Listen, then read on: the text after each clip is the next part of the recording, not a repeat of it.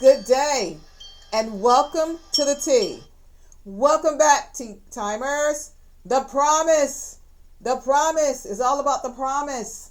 We received a promise. Yes. We received a promise. And I'm about to share that with you. Breaking news. Breaking news. It's about the promise. A promise is a promise. Yes. Okay. Now, straight off the press, so fresh. I didn't even have time to come on and show, myself live today. However, I do have some living words for you. They're live. It comes straight from the news press itself. As you know, I am a biblical journalist and I only report on truth. Okay? So, today's tea menu. Get your cup ready. I hope you've already been preparing before we even, before we even get started. I hope you've been preparing for, this segment, all right, this tea session. So as I am in the newsroom right now, and I've already prepared myself, again, I was just so excited. I just could not even, show up like as norm. However, but the truth always shows up, okay? The truth shall show up for you today in the form of Genesis 9, okay? So it lets us know that Yahweh, blessed Noah and his sons and told them to be fruitful and multiply. Now, when was the last time you've heard that? Okay? You heard that when Adam and Eve was in the spirit realm before they were put inside an earthly temple, okay? He told them to be fruitful and multiply in the spirit. And then he created a fleshly body from the earth and breathed life into that temple, which we have been introduced to Adam when he became a living soul. But Eve was not yet, all right? So I want you to be mindful. He told them to be fruitful and multiply before he put them in the earth, okay? Not afterwards, beforehand. Of course, they had conversation after they were, but I just want to remind you because he talked to him and her, all right? He said male and female, okay? He said he created them. So let's be clear. So we're hearing this again, okay? He told his sons, all right? Be fruitful and multiply. Fill the earth. So that's how we got here. Okay? Through them. Initially, of course, through Adam and Eve. They were the remnants of our mother and father, Adam and Eve. And then they extended our family. All right? And those three are the ones that Yahweh used to spread the family abroad.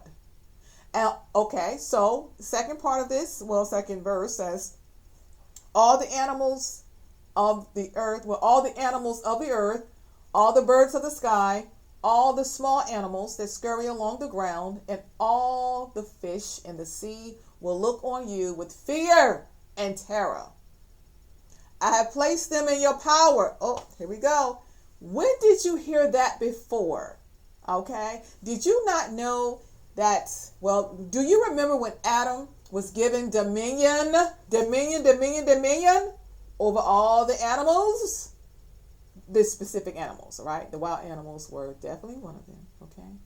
And that's why it was a concern that the thing that had been given dominion to Adam over was the very thing that caused sin to be brought forth because Adam did not walk in his authority. He struggled in his leadership. Okay? And the very thing that he was dominion over, that he had been given dominion over, deceived Eve, who actually, got Adam, caught up into it. And this is why the Lord started again. Right here. Okay? So, he's doing this again, you all. He's giving man an opportunity to make it right. Can't you see it? He said, I have placed them in your power. I have given them to you for food, just as I have given you grain and vegetables. But you must never eat any meat that still has the lifeblood in it. And I will require the blood of anyone who takes another person's life. But let me go back to the meat real quick, okay? This is another lesson off the record for right now. Don't tell anyone, okay?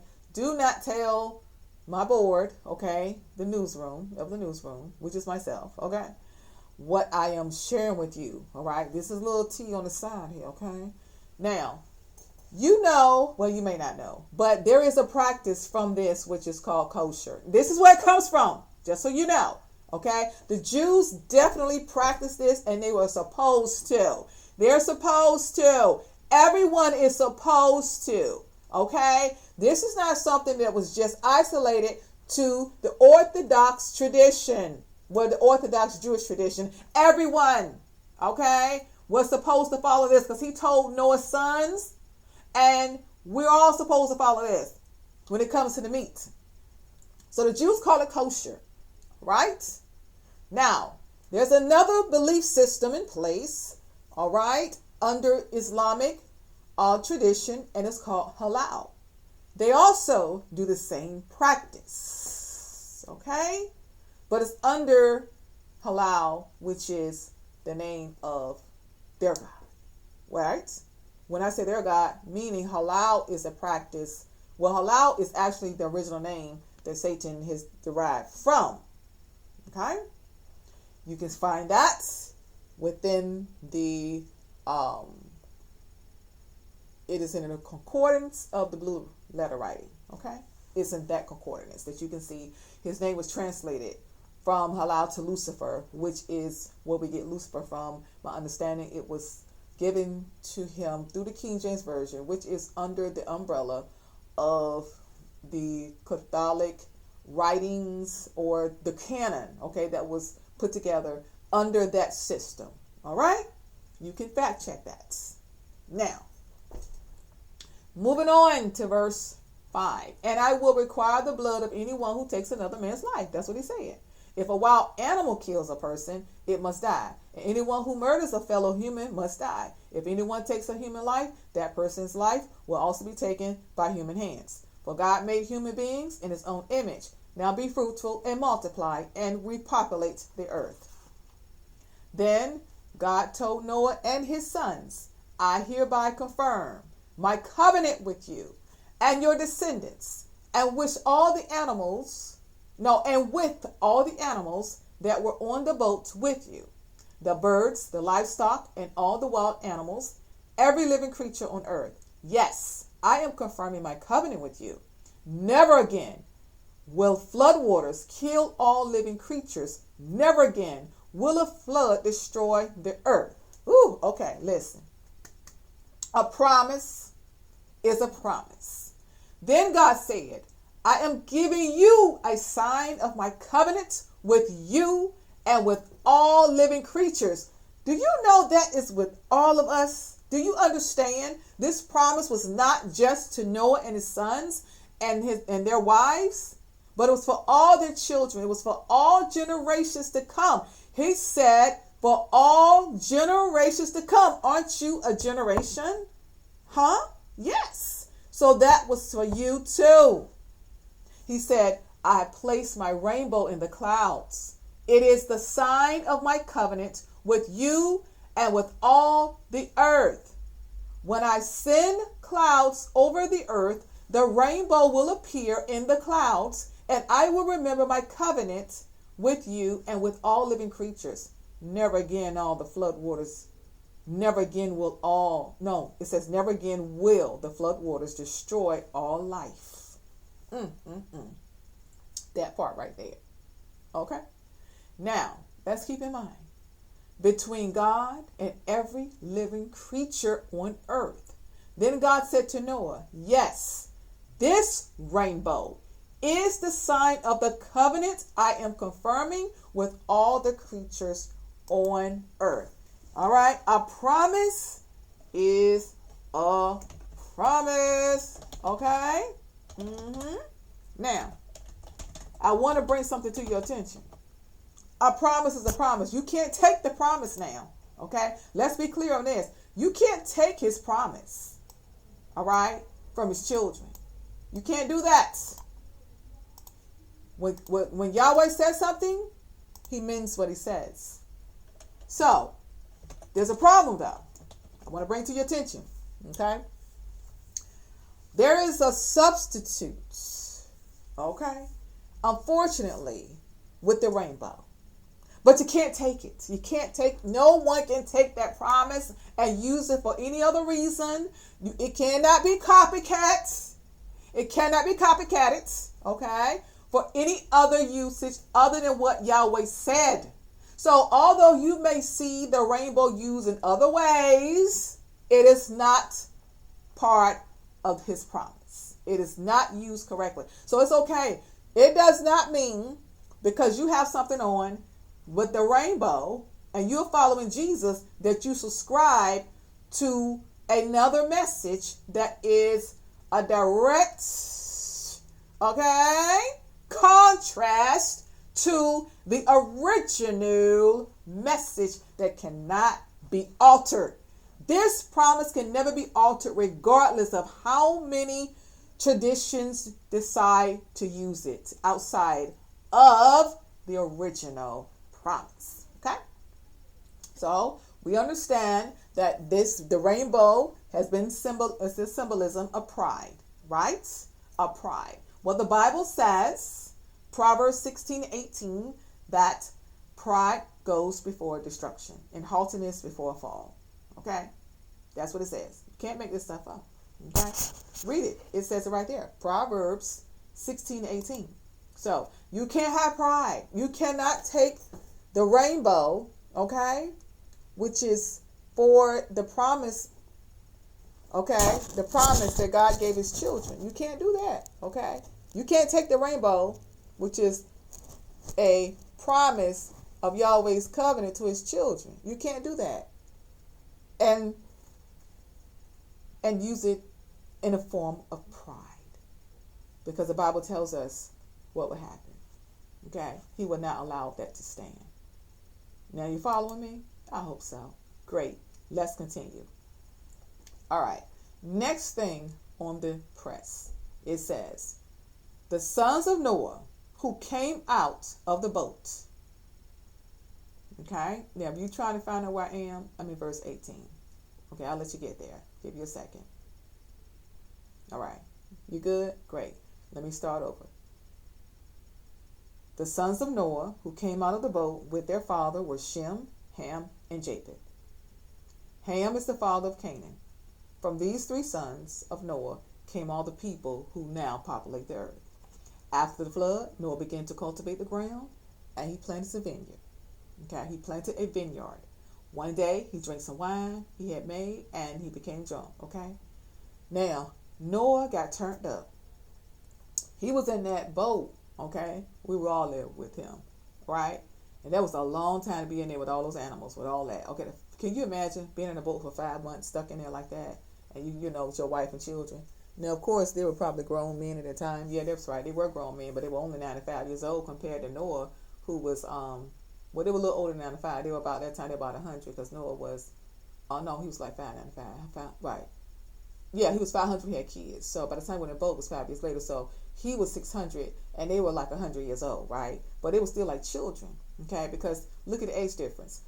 He was 100, they were about around 100 and over, but he was 600, so they were still like, you know, really young, okay? They were really young. So can you imagine being cooped up in your house on lockdown? You all know, during the 2020 and longer than that, there was a lockdown. And that lockdown, you know, was very stressful to a lot of people. Now we know that Yahweh, when he tells us to do something, he gives us peace, right? So remember, Noah was still human, and even though he was safe, it doesn't mean that he wasn't, you know, concerned about the environment or being around all those animals, because we all got different personalities. So no matter how anointed and godly you are, there's just certain personalities about you that may not be 100% because we're still in the flesh. Remember, Noah loved the Lord, but he was still in the flesh, all right? So we don't really know how it was for him being, in the lockdown like that, right? So when he came out, he came all the way out. He got turned up, got drunk, and naked in his tent. Yes, he did.